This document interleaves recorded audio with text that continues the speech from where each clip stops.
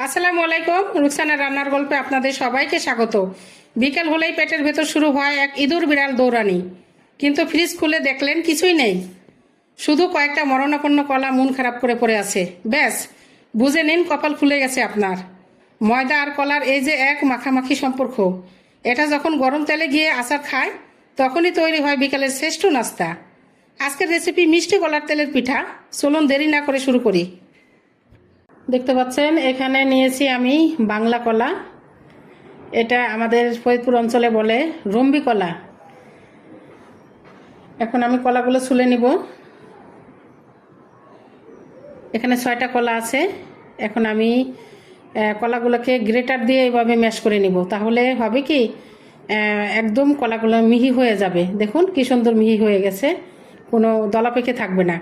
আর হাত দিয়ে চটকাইলে অনেক সময় মানে দলা পেকে থাকে, এটা পিঠার মধ্যে থাকে, দেখতে ভালো লাগে না। এখন আমি এর মধ্যে দিয়ে দিলাম 2 কাপ চালের গুঁড়া, আর 1 কাপ দিয়ে দেব আটা। আটা বা ময়দা যেটাই হোক আপনারা দিয়ে নিতে পারেন। আর 3 কাপের জন্য এখানে আমি দিয়েছি 1/2 কাপ চিনি। এই পরিমাণেই করলে কিন্তু একদম পারফেক্ট মিষ্টি। আমি যেহেতু বানিয়েছি, একদম পারফেক্ট হয়েছে মিষ্টি। আর দিয়ে দিলাম স্বাদ মতো লবণ। এখন আমি মাখিয়ে নিচ্ছি আগে, তারপরে দেখব পানি কতটুকু লাগে। অনেকটা শক্ত আছে, পানি লাগবে। আমি একটু একটু করে পানি দেব আর মাখিয়ে নেব। এটা ডোটা একটু নরম হলে পিঠাটা ফুলবে, প্লাস নরম হবে, খেতে মজা লাগবে। তো এভাবে মানে বেশি শক্ত রাখা যাবে না, একটু আবার বেশি নরমও না, এর মাঝামাঝি একটা টেক্সচার রাখতে হবে। দেখুন আমি ফুল পানিটুক দিয়ে দিলাম, অনেকটা নরম হয়ে গেছে। এখন আমি কি করব, এটা ঢেকে আমি 20 মিনিটের জন্য রেখে দেব। তাহলে সুজিটা ফুলে যাবে, পিঠাটা তখন ফুলবে, সুন্দর হবে। এখন আমি দিয়ে দিলাম কড়াইতে তেল, দিয়ে দিচ্ছি পিঠা। আপনারা যে কোনো শেপে দিতে পারেন, আমি এভাবে দিয়ে দিচ্ছি। এই কলার পিঠাটা খেতে কিন্তু মাশাআল্লাহ অসাধারণ একটা মানে মজার। কলার একটা আলাদা ফ্লেভার এবং একটা স্বাদ আছে। আমার বাচ্চারা তো মানে সবাই কারাকারি করে খেয়ে ফেলছে, বলছে এত কম বানিয়েছো কেন। বানানোর সাথে সাথেই আমি কোনো রকমে পরিবেশন করা শেষ আর খাওয়াও শেষ, মানে এতটাই মজা হয়েছে। তা আপনারা বিকালের নাস্তার জন্য এভাবে 4টা কলা থাকলেই কিন্তু বানিয়ে দেওয়া যায় বাচ্চাদের সামনে একটা নাস্তার আইটেম। তো দেখুন পিঠাগুলো কিন্তু ফুলে উঠেছে।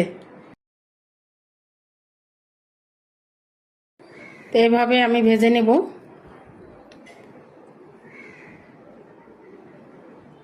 এখন কিন্তু গরমের সিজন, এই কলার পিঠাগুলো কিন্তু অনেক চলে। কলার পিঠা বানানোর একটা সিজন। তো এইভাবে আপনারা বানিয়ে কিন্তু অবশ্যই আমাকে কমেন্ট করে জানাবেন কেমন হয়েছে, আর আমার পিঠার ভিডিও কেমন হয়েছে সেটাও আমাকে কমেন্ট করে জানাবেন।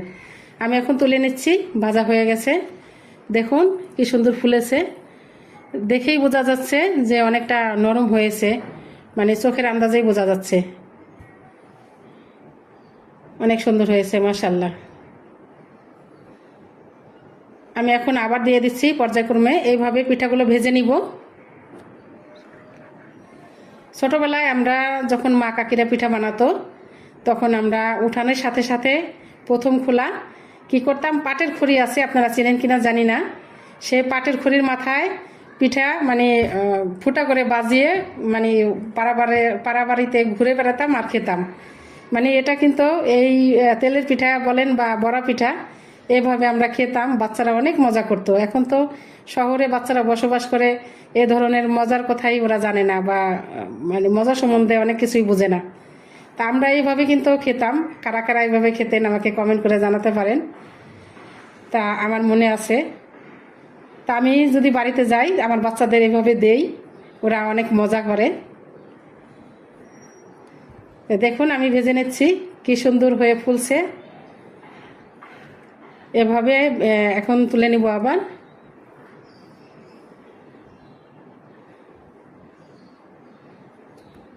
কি সুন্দর হয়েছে দেখুন। তো এইভাবে আমি সব পিঠাগুলো ভেজে আমি পরিবেশন করব। তো আমি পরিবেশন করে নিচ্ছি। দেখুন কি সুন্দর দেখা যাচ্ছে, অনেক লোভনীয়, মাশাল্লাহ।